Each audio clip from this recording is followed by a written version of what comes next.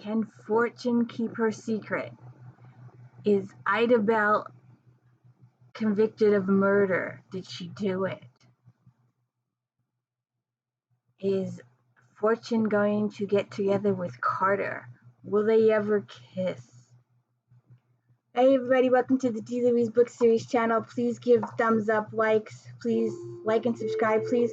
Today we are talking about The Swamp Sniper by Jana Deleon. I'm sorry, these books are hard to get a hold of, but they are ebooks, so check them out.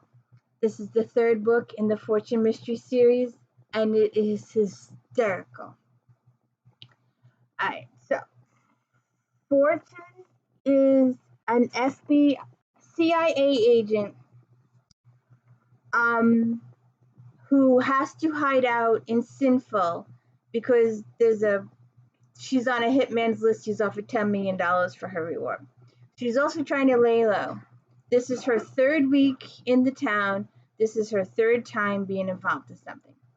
Ida Bell is running for mayor, and her chief opponent is Mr. Ted Williams, and they get up and they give campaign speeches, and they're handing out Ida Bell's lovely sinful cough syrup. And so later on, Mr. Williams dies mysteriously, and the murder weapon was Ida Bell's cough syrup. So Ida Bell is arrested.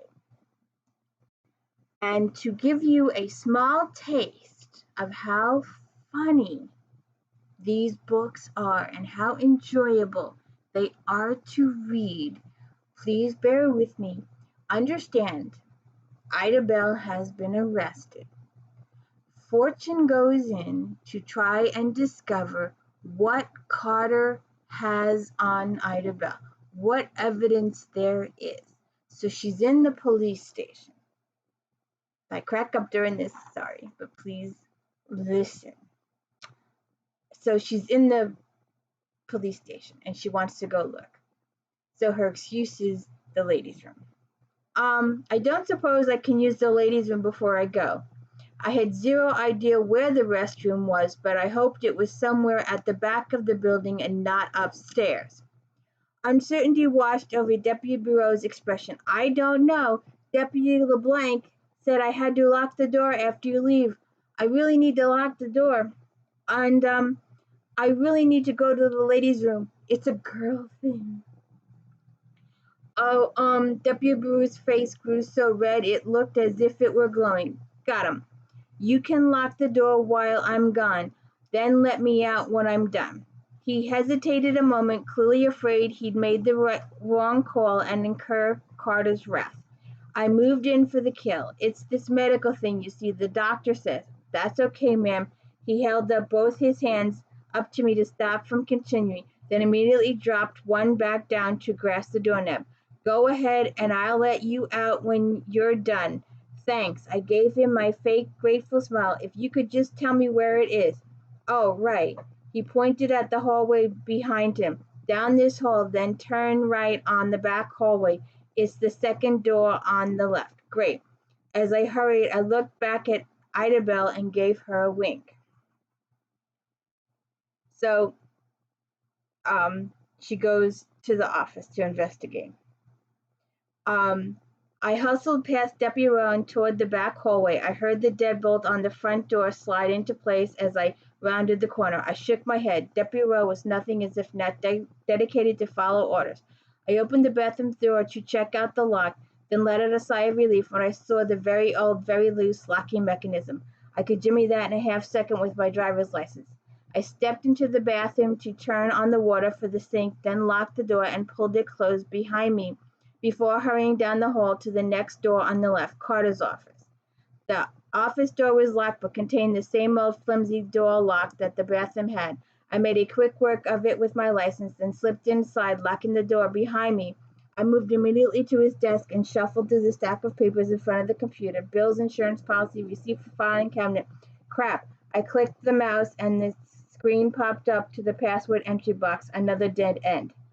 As I turned to look in the wastebasket, a sheet of paper on the printer caught my eye. I pulled it off and scanned it, and my pulse ticking up a notch with every word. Arsenic. No wonder they'd figured out cause of death so quickly. Arsenic poisoning wasn't exactly the easy-to-hide kind of death. Miss Morrow, Deputy Bureau's voice sounded from the hall. Are you all right? Crap. My pulse shot up another notch as I slid the paper back on the printer and tried to come up with a plan. Maybe if I waited long enough, he would go away. A second later, he knocked on the bathroom door and called out again. Miss Morrow. I looked around the office hoping to create a miracle. The bathroom didn't have a window, so even though I could get out of Carter's office, I had no way of getting back inside the bathroom. Not to mention wouldn't take Carter 2 seconds to figure out what I'd done, especially when he found his office window unlocked. I glanced up, and that's when the miracle occurred. The office had one of those acoustic ceilings with big white tiles. I pulled myself up onto the filing cabinet against the wall of Carter's office shared with the bathroom and slid the tile over, hoping there was a crawl space in between. I blew out a breath of relief when the tile opened up to a 2-foot area that contained the air conditioning ductwork. I rose up on my toes and pushed the back corresponding tile on the bathroom side, then stuck my head over the wall. I'm fine, I said, praying it sounded like I was in the bathroom. I'll be just another minute.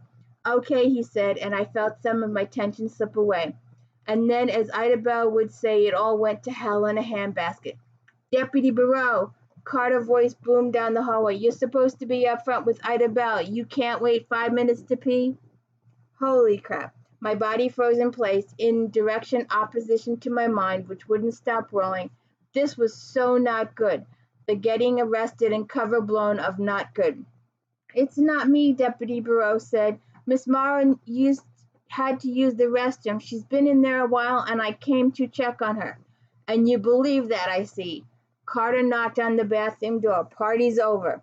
I knew before I did it that it was a bad idea, but it was the only one I had. Here goes nothing.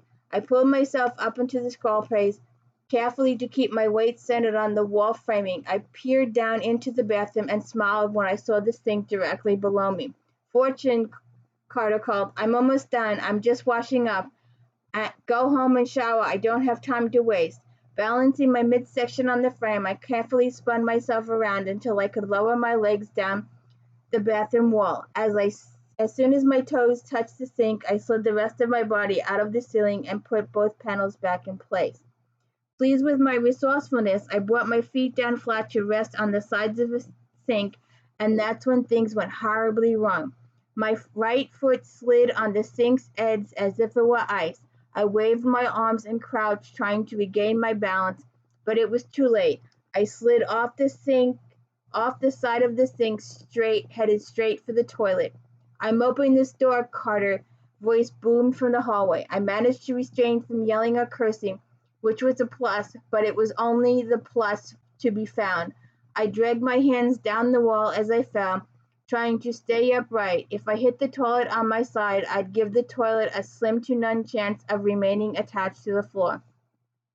My left leg hit the floor first, and I reached for the back of the toilet to balance, but only succeeded in wrenching the lid from the toilet bowl. At the same time, my right foot came crashing down in the toilet and promptly lodged in the drain at the bottom. Water splashed up towards my face, and I slid the lid up to block display. A split second later, I heard the lock on the bathroom lock click, and the door flew open. If I wasn't certain I was about to be arrested, I would have laughed. The look on Carter's face was priceless, a mixture of confusion, incredulity, and what the exact location of my foot registered a little bit of disgust.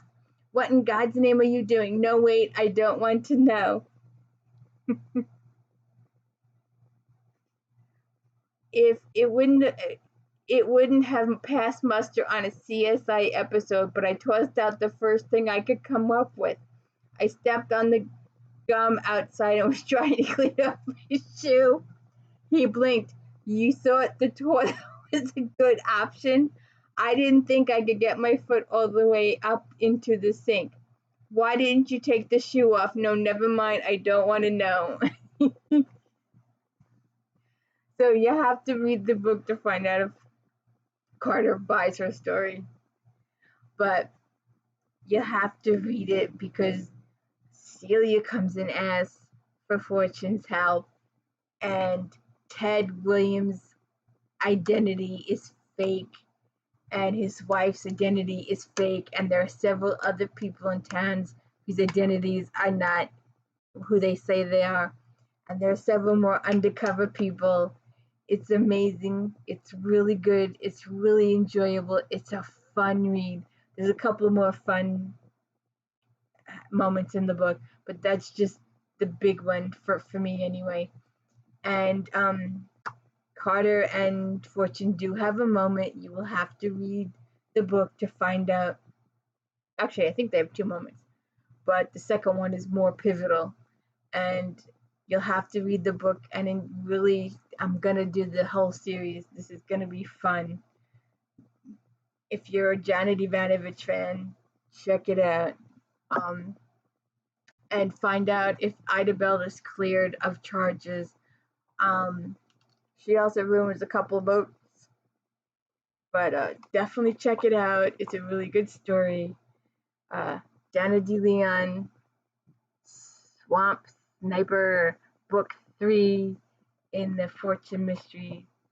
And please like and subscribe. Thank you. Like and subscribe, Casanova. There you go. Like and subscribe.